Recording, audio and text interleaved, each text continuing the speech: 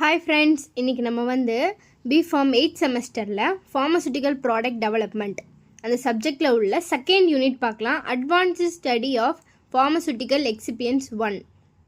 Pharmaceutical excipients அப்படின்னா என்னென்னா, இப்போ நம்ம வந்து ஒரு ட்ரக்கு தயாரிக்கிறோம். அப்போ நம்ம வந்து ஒரு ஆக்டிவ் இன்க்ரீடியன்ட் போடுவோமா, அந்த ஆக்டிவ் இன்க்ரீடியன்ட் கூட நம்ம வந்து நிறைய சப்ஸ்டன்ஸ்லாம் ஆட் பண்ணுவோம்ல, அந்த சப்ஸ்டன்ஸ்லாம் தான் எக்ஸிபியன்ஸ். ஸோ இந்த ஃபார்மசூட்டிக்கல் எக்ஸிபியன்ஸ்லாம் ஃபார்மகாலஜிக்கலி இன்ஆக்டிவாக இருக்கும். இது ஆல்சோ நஸ் ப்ரோட்ரக்னு சொல்லலாம். இப்போ நம்ம வந்து ஒரு மருந்து தயாரிக்கும் போது நம்ம எந்த எக்ஸிபியன்ஸ் நம்ம சூஸ் பண்ணுறோம், ஆப்டிமம் எக்ஸிபியன்ஸ் வந்து நம்ம சூஸ் பண்ணுறோமா, ஏன்னா ஒரு எக்ஸிபியன்ஸோட ஃபங்க்ஷன் வந்து கடைசி அந்த ப்ராடக்ட்டே வந்து வேல்யூ பண்ணும். ஸோ நம்ம கரெக்டான எக்ஸிபியண்ட்டாக வந்து நம்ம வந்து சூஸ் பண்ணணும். மார்க்கெட்டில் வந்து புது புது ப்ராடக்ட் வந்து நம்ம க்ரியேட் பண்ணுறதுனால புது எக்ஸிபியன்ஸும் நம்ம வந்து நிறைய ஆட் பண்ணுறோம். ஸோ அதுக்கேற்ற மாதிரி நம்மளுக்கு வந்து டெலிவரி, ப்ரொடக்ஷன், டெவலப்மெண்ட் எல்லாமே நம்ம வந்து ரெடி பண்ணணும். இப்போ நம்ம ஒரு ப்ராடக்ட்டில் வந்து அட்வான்ஸ்டு எக்ஸிபியன்ஸ் யூஸ் பண்ணோன்னா அது எப்படிலாம் பண்ணுவோம். ஃபஸ்ட்டு இனிஷியலாக டெவலப் பண்ணுவோம், அப்புறம் சேஃப்டியை நம்ம வந்து செக் பண்ணுவோம், சேஃப்டி எவாலுவேஷன். அதுக்கப்புறம் மார்க்கெட்டில் வந்து லான்ச் பண்ணுவோம், மார்க்கெட்டிங், அப்ளிகேஷன் அண்ட் லான்ச்சு. அப்புறம் கன்சியூமர் வந்து அதை வாங்கி அவங்களுக்கு ஓகேவான்னு பார்த்து அக்செப்ட் பண்ண பிறகு மார்க்கெட்டிங் எக்ஸ்க்ளூசிவிட்டி. இது வந்து அட்வான்ஸ்டு எக்ஸிபியன்ஸ்க்கு. நெக்ஸ்ட் இப்போ என்டிஏ ப்ராடக்ட். என்டிஏனா நியூ ட்ரக் அப்ளிகேஷன். இந்த ப்ராடக்ட் நம்ம எப்படி பண்ணுவோம்னா, ஃபஸ்ட்டு வந்து pre clinical evaluation, pre clinical develop பண்ணுவோம். அப்புறம் phase 1, phase 2 கிளினிக்கல் ட்ரையல் இதெல்லாம் பண்ணுவோம். நெக்ஸ்ட்டு மார்க்கெட்டில் வந்து லான்ச் பண்ணுவோம். கடைசியாக மார்க்கெட் எக்ஸ்க்ளூசிவிட்டி. இப்போ இந்த எக்ஸிபியன்ஸில் வந்து நம்ம ஃபஸ்ட்டு சால்வெண்ட் பற்றி பார்க்கலாம். Solvent and solubiliser. இப்போ நம்ம ஏதாவது ஒரு சொல்யூஷன் எடுத்தோன்னா அதில் வந்து எதை நம்ம கம்மியாக போடுறோமோ அதுதான் சொல்யூட், நிறைய போடுறது சால்வெண்ட். இப்போ இதில் பாருங்கள், இப்போ உப்பு தண்ணி நம்ம செய்கிறோன்னா உப்பு வந்து கம்மியாக தான் எடுப்போம், ஸோ அது வந்து சொல்யூட்டு. தண்ணி நிறைய எடுப்போம், அது வந்து சால்வெண்ட்டு. ஸோ அது ரெண்டுத்தையும் மிக்ஸ் பண்ணால் நம்மளுக்கு என்ன கிடைக்கும், சொல்யூஷன் கிடைக்கும். ஸோ சொல்யூஷன்னா சொல்யூட் ப்ளஸ் சால்வெண்ட் தான் வந்து சொல்யூஷன்.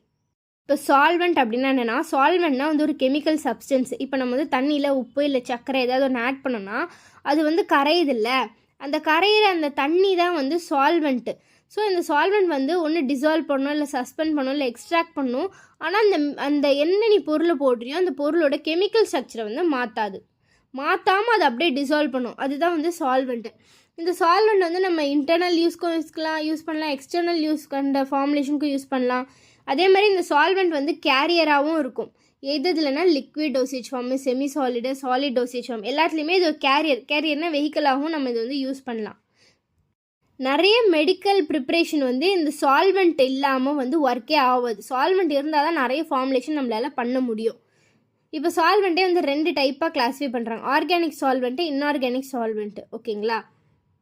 சால்வெண்ட்டில் எக்ஸ்ட்ரீம்லி ஃப்ளெக்சிபிள், அதாவது மோஸ்ட் காமன் கேரியர் அப்படின்னு பார்த்தாலே அது வந்து சால்வெண்ட் தான். ஒரு மெடிக்கல் ப்ராடக்ட் பண்ணுற அதில் எது நம்ம நிறைய காமனாக யூஸ் பண்ணுற கேரியர்னால், அதாவது எக்ஸிபியன்ஸ்னால் நம்மளுக்கு அது வந்து சால்வெண்ட் தான்.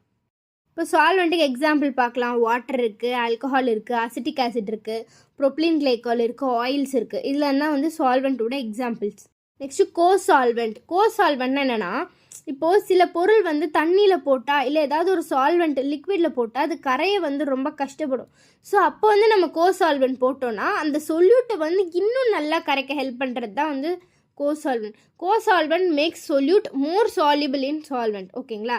இந்த கோசால்வெண்ட் எப்படி ஒர்க் பண்ணோன்னா, இப்போ ஆயில், வாட்டர் அந்த மாதிரி 2 லிக்விட் எடுத்தோன்னா அது 2த்துக்கும் நடுவில் உள்ள டென்ஷன், இன்டர்ஃபேஷியல் டென்ஷனை வந்து குறைக்கும். அப்படி குறைக்கும் போது 2 நல்லா மிக்ஸ் ஆகும். ஸோ மிக்சிங் நல்லா நடக்கும். அதுக்கு யூஸ் பண்ணுறது இந்த கோசால்வெண்ட். கோசால்வெண்ட்டோட எக்ஸாம்பிள்ஸ் என்னென்னா ethanol, sorbitol, glycerin and propylene glycol. இதில் தான் வந்து எக்ஸாம்பிள்ஸ் ஆஃப் கோசால்வெண்ட். சாலிபிளைசர்னால் என்ன, ஒரு பொருளை கரைய வைக்கிறது தான் வந்து சாலிபிளைசர். இதில் வந்து நிறைய கேட்டகரி இருக்குது. Water soluble organic solvent, water insoluble organic solvent, triglycerides, surfactant, phospholipids and semi solid and cyclodextrins. இதில் வந்து கேட்டகரி ஆஃப் சாலிபிளைசர்ஸ். ஃபஸ்ட்டு இதில் வந்து நம்ம வாட்டர் சாலிபிள் ஆர்கானிக் சால்வெண்ட்டுன்னு பார்க்கலாம். வாட்டர் சாலிபிள் ஆர்கானிக் சால்வெண்ட்னா என்ன, எந்தெந்த ஆர்கானிக் காம்பவுண்ட்லாம் தண்ணி இல்லைனா அந்த வாட்டர் காம்பவுண்டில் வந்து சாலிபிள் ஆகுமோ அதுதான் water soluble organic compound.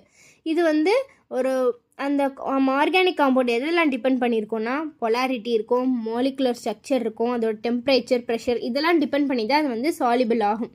Examples என்னென்ன, PEG polyethylene glycol 400, ethanol, glycerin, propylene glycol. Next water insoluble organic சால்வெண்ட்னா இந்த ஆர்கானிக் சால்வெண்ட்லாம் தண்ணியில் வந்து கரையாது, cannot dissolve in வாட்டர். ஓகேவா? மோஸ்ட்லி லிப்பிடை, இப்போ வந்து ஒரு ஆயில் தண்ணி எடுத்து மிக்ஸ் பண்ணாது மிக்ஸ் ஆகுமா? மிக்ஸ் ஆகாதுல்ல. ஸோ அந்த மாதிரி காம்பவுண்ட்லாம் வந்து water insoluble organic solvent. So இப்போ இதுக்கு எக்ஸாம்பிள்னு பார்த்தோன்னா ஆயில் தானே மோஸ்ட்லி கரையாது.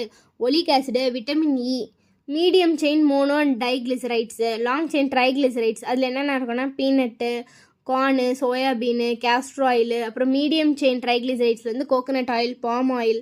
ஸோ இதெல்லாம் தான் வந்து examples of water insoluble organic solvent. Next வந்து சால்வெண்ட் இன் டோசேஜ் ஃபார்ம். இப்போ டோசேஜ் ஃபார்ம் நிறைய டைப்ஸ் ஆஃப் டோசேஜ் ஃபார்மில் இருக்குது. அதில் என்னென்ன சால்வெண்ட்லாம் யூஸ் பண்ணுவோம்? இப்போ வந்து செமி சாலிட் டோசேஜ் ஃபார்ம்னா நம்ம அதை வந்து sugar, gum, cocoa butter, gelatin அதெல்லாம் யூஸ் பண்ணுவோம். க்ரீம்ஸ் அண்ட் ஜெல்ஸ்னால் white petroleum, lanolin, cholesterol use பண்ணுவோம். ஓரல் ஃபார்முலேஷன்னா ஓரல் சொல்யூஷன் வந்து filled in hard or soft capsule, அதுக்கெலாம் வந்து யூஸ் பண்ணுவோம்.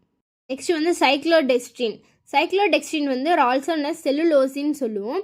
இந்த கேட்டகரி ஆஃப் சப்ஸ்டன்ஸ்லாம் இது எப்படின்னா சைக்ளிக் ஆலிகோசாக்ரைட், அதாவது சுகர் மாலிக்யூல் வந்து ரிங்கு கூட சேர்ந்து இருந்தால் இதுதான் வந்து சைக்ளோடெக்ஸ்ட்ரின். சுகர் மாலிக்யூல் ரிங்கு கூட பாண்ட் ஆகிருக்கும். இதெல்லாம் வந்து இந்த சைக்ளோடெக்ஸ்ட்ரின்லாம் வந்து cyclic alpha 1,4 linked oligosaccharides of alpha D glucopyranose. இதில் வந்து எப்படி இருக்கும்னா அவுட்டரில் வந்து ஹைட்ரோஃபிலிக்காக இருக்கும், வாட்டர் லவ்விங்காக இருக்கும். சென்டரில் கோர் வந்து ஹைட்ரோஃபோபிக், வாட்டர் வந்து இருக்காது, அந்த மாதிரி இருக்கும். உள்ளுக்குள்ளே வந்து ஆல்கஹால் அந்த மாதிரி தான் இருக்கும். சைக்ளோடெக்ஸ்டின்ஸ்லாம் வந்து கோன் ஷேப்பில் இருக்கும். இதை வந்து 3 டைப் ஆஃப் கிளாஸிஃபை பண்ணுறோம். Alpha cyclodextrin, beta cyclodextrin, gamma cyclodextrin. Alpha சைக்ளோடெக்ஸ்டின்னா 6 சுகர் ரிங் மாலிக்யூல் இருக்கும், பீட்டா வந்து 7 சுகர் ரிங் மாலிக்யூல் இருக்கும், காமா வந்து 8 சுகர் ரிங் மாலிக்யூல் இருக்கும். இப்போ நம்ம சைக்ளோடெக்ஸ்டினோட டெரிவேட்டிவ் சொல்கிறோம்ல, மெயின் சைக்ளோடெக்ஸ்டின்லேருந்து ஒரு பேரண்ட்லேருந்து டெரிவேட்டிவ் வருதுல ஆல்ஃபா, பீட்டா, காமா, இவங்களுக்குலாம் வந்து டிஃப்ரெண்ட் சாலிபிலிட்டி இருக்கும். ஒவ்வொரு விதமான சாலிபிலிட்டி இருக்கும். அதே மாதிரி ஒவ்வொருத்தவங்க ஒவ்வொரு ஷேப் வந்து வித்தியாசமாக இருப்பாங்க, வேறு ஷேப் இருக்கும். அதே மாதிரி வேறு சாலிபிலிட்டி இருக்கும். ஆனால் சைக்ளோடெக்ஸ்டின்லாம் வந்து ஒரு ரிங் ஸ்ட்ரக்சரில் தான் இருக்கும், ரிங் ஃபார்மில் தான் இருக்கும்.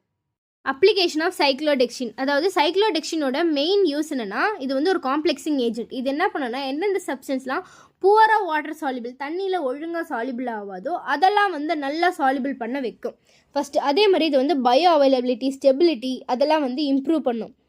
நெக்ஸ்ட் பாயிண்ட் என்னன்னா cyclodextrin also use to prevent drug interaction, drug excipient interaction, அதே மாதிரி கேஸ்ட்ரிக் இன்டெஸ்டினல் ட்ரக் இன்ட்ராக்ஷன் இதெல்லாம் வந்து குறைக்கும். இப்போ 2 ட்ரக் சேர்ந்து ஒன்றா சேரல, ட்ரக் எக்ஸிபியன்ஸும் நடுவில் எதுவும் இன்ட்ராக்ஷன் நடக்குதுன்னா அதெல்லாம் இந்த சைக்ளோடெக்ஸ்டின் வந்து ப்ரிவென்ட் பண்ணும். சைக்ளோடெக்ஸ்டினை வந்து நம்ம வந்து ஃபுட் இண்டஸ்ட்ரியில் யூஸ் பண்ணுவாங்க. எதுக்குன்னா ஸ்டெபிளைசராகவும் யூஸ் பண்ணுவாங்க, ஃப்ளேவரிங் ஏஜென்ட்டு, அதே மாதிரி ஏதாவது அன்பிளசன்ட் ஆர்டர் வருது அதை ரெடியூஸ் பண்ணணும்னா யூஸ் பண்ணுவாங்க. அப்புறம் ஃபுட்டோட டேஸ்ட்டுக்காக சைக்ளோடெக்ஸ்டின்லாம் யூஸ் பண்ணுவாங்க.